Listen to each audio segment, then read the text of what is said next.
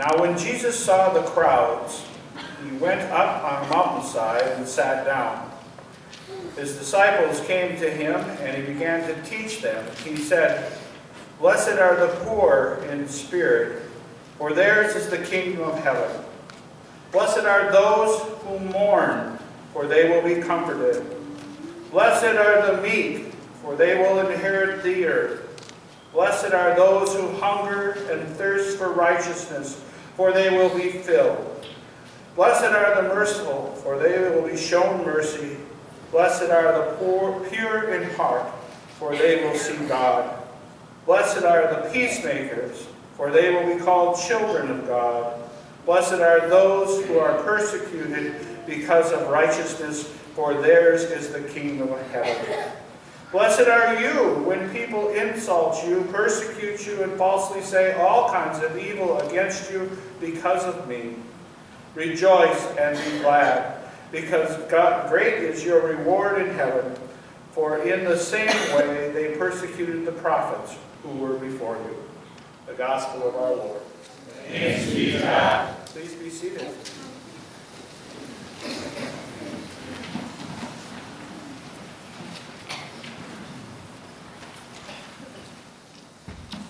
Well, first words, first moments, first beginnings are very important.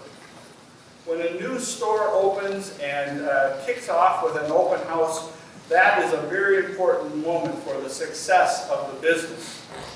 When you try a new product, the first taste of it, or the first use in cleaning, or whatever it is a very important thing to the continued use of it. When you meet a new coworker, those first moments, the first words that come out of your mouths to each other, the first experience you have, helps shape all the rest of the relationship as you work together in the future. When you meet the new neighbor, the first things that you see, the first things that you say to each other will shape what it is that is to follow in your relationship with your neighbor. You see, you have just a few moments when you first meet or begin something new. Those first few words are judged and will be judged as to whether or not this is going to be favorable or unfavorable, good or bad, or whether you'll come back again or not, or whether you will trust somebody further, or whether you will believe or not believe. You see, in the business world, it's a little easier to talk about because, especially in retail, you know, that first moment, they talk about it as the first impression. When somebody walks in the store and what happens next will shape whether they will continue to shop there or use that product all the way down. The church is not too different from that. When people walk in to a new church for the first time, they walk in the door and they don't know what quite the experience will be. And so if they are met with people who question why they are there, it's a different experience. But when someone walks in the door and they are warmly welcomed, and they are made to feel at home, and they are open to the talking about things when needed, and the coffee's good, it's a different experience, isn't it? Those first impressions matter. They are everything. Well, in today's gospel, you have something unique happening in Matthew. This is his first sermon, Jesus' first sermon. This is his first public act. It is kind of his inaugural sermon, if you will. He has already made the first impression because people have been already following him from John the Baptist forward, as we've heard these lessons in the last week. But now upon the mountain, which is of some significance, as Moses went to the mountain and others, now he is saying something. This is his first words to the people, and in particular, make note, this is to his disciples, those who he had just called to follow him. We know it as the Beatitudes, the blessings that come. And I want you today to think of it as a sermon for which Jesus preached to his disciples for a purpose. that they would know that they are blessed for what was yet to come, that they were called to follow. One of the things to try to understand here is the difference between what Matthew does and the other three Gospels. Okay, so just take a moment with me, if you would, and listen to the differences in this. Let's go to Mark's Gospel. Mark's Gospel is the shortest of the Gospels. It is the first written of the Gospels. And in it, Jesus' first act, now remember, in Matthew's Gospel today, it's the Beatitudes up on the mountain, and he's preaching a sermon to his disciples. In Mark's Gospel, his first public act was an exorcism, where he cast out the demons. Jesus was the one in Mark's Gospel who was coming into the world to break down the barriers between God and human beings. God is doing something new in Mark's Gospel in that he is eliminating those things that separate us from God. And that's kind of the theme that takes place there. And so when he casts out the demons, he's casting out those things which separate us from God, evil, the devil. And he's opening up the kingdom of heaven to all people. God is coming to be with and amongst his people. The two significant events in Mark's Gospel that say that quite clearly is the baptism of Jesus. Remember, the heavens are opened up and God says, "This is my beloved Son, in whom I'm well pleased," and then the dove descends. And then the close of this as well, where Jesus' death on the cross takes place. And in the temple, the curtain is torn from the top to the bottom. Now God has taken away the barrier between him and his people. Jump to Luke's Gospel. Luke's Gospel, the opening event, the first public event, the first words, the first thing that is done is that Jesus goes to his hometown in Nazareth. And he's invited to preach. Every intern pastor's worst nightmare is to go home and preach in front of your family. He gives the sermon and he opens up the book of Isaiah and he begins to preach. And it is quite clear that in his opening words, his first words, is that he is fulfilling the prophecy of Isaiah. In that he has come. Jesus' purpose now is to come and bind up the brokenhearted, to set the captives free. That is what Jesus' purpose and who it is to. In Luke's Gospel, it is quite clear that Jesus has come for those who are marginalized, those who are outcast, those who are unseen, the poor, the widow, and those who are sick and need healing. When he is rejected by his hometown, right, and chased out, if you remember the story, it is quite clear that the purpose of Luke's Gospel is to say what God now says, these first words, people will often reject the God who welcomes those who are not like he is, right? Not like the poor, those in need. It's just fine to have a Savior, but not so much of a Savior who is so different from us. The third Gospel then is John's Gospel in this. It is the last one written. It is the longest of the Gospels.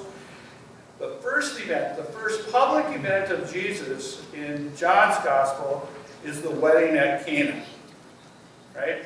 It's turning the water into wine. And everybody looks at that miracle and they go, wow, that's water into wine. Who wouldn't like that, right? Well, some people like. But you see, the point in John's Gospel is not that this first thing that Jesus does goes to a wedding, and he really doesn't do anything else at the wedding except for this little miracle. The point of it is not that it turned water into wine, as miraculous as that it is, but it's how much water was turned into wine. 6 jars of water, 20 to 30 gallons of water were turned into wine. And it was not just turned into any wine, not the discount wine. It was turned into the best wine. You see, this first word, this first thing that Jesus does in John's Gospel is to say that God is a God of abundance and that God is a God of grace, which is over and above all other things for which now you have access to this in Jesus Christ. You see how those three Gospels all have a different view of the first things that Jesus did. And then Matthew's Gospel today, where we go up on that mountainside and we hear the Beatitudes. It is quite clear from this that Matthew's take is different from the other three, in that he is lifting up Jesus as the teacher of righteousness over the other imagery.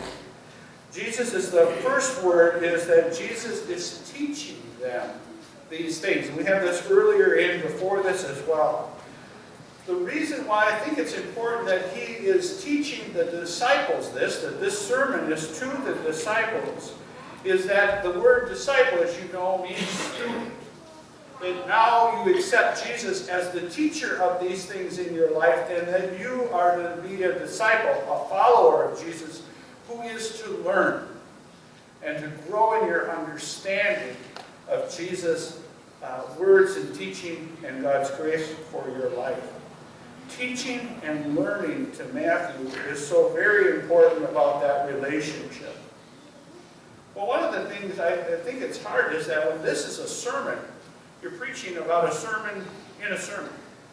And so I would like you to try to understand when you hear those words, blessed are, and Jesus is preaching that part of it, he is sharing with them to evoke a feeling, as sermons often do. That you are blessed is something important for us to understand, and the disciples as well. That now there is an establishment of a relationship between God and the disciples and God and you in Jesus Christ. That you are blessed not because of your good works or what you have done. You are blessed not just to be happy and have all the things in this life, but you are blessed now because God loves you in Jesus Christ.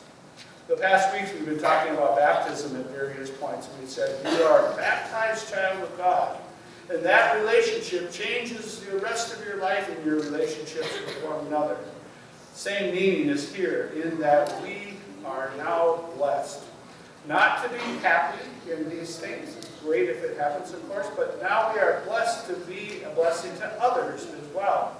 And being blessed changes. We learn what it is that we are to be doing with that blessing and how it is we should serve God elsewhere. Our identity becomes much more. So, when times of struggle come, right? When times of difficulty come, and you don't feel all that blessed, you have to remember who it is that blessed you, and how it is that you are blessed. Because God's love for you in Jesus Christ, who died on the cross for you, that you might have life and have it abundantly, in that you are blessed more and more by that love. And so, when we are poor in spirit, we are blessed. That kingdom belongs to us. When we mourn and grieve the loss of loved ones, we are blessed because of what God has done for us in Jesus, that we have eternal life. And so, in being blessed, we are comforted. We are blessed because we are meek, and we don't always know what to say or do or have power to do it, and yet the world will be inherited. Blessed are those who hunger and thirst for righteousness, to do the right thing and want to do the right thing and are given courage because of that. Blessed are the merciful, for they shall be shown mercy. Blessed are the pure in heart, for they will see God. Blessed are peacemakers. Oh, the world we need. For they are called children of God. Blessed are those who are persecuted because of righteousness, for those belong to the kingdom of God. Blessed are people when people insult them and persecute them because of what they believe and because they follow Him. All of these are blessings. All of you are blessed by God in Jesus Christ. Last thing is this.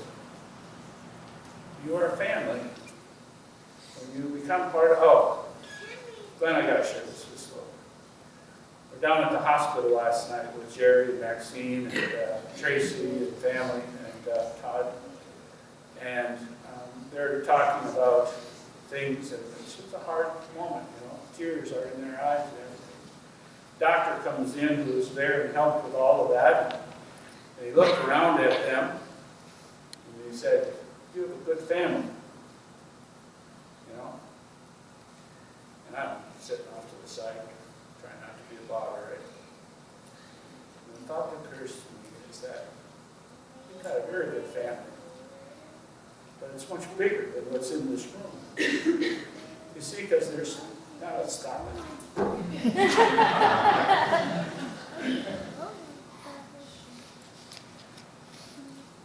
Because back at the church, there was a bunch of crazy nuts watching 2 Lutheran movies in one night, eating German food. But they stopped when they heard about it and prayed. Not only that, but it went out on the internet. In an email, people started to pray. Others knew of this and were praying too. You see, he's got a good family. Glenn and all of you. He's got a bigger family. That's all of you. And we're blessed, aren't we? Amen? Amen. Let's stand.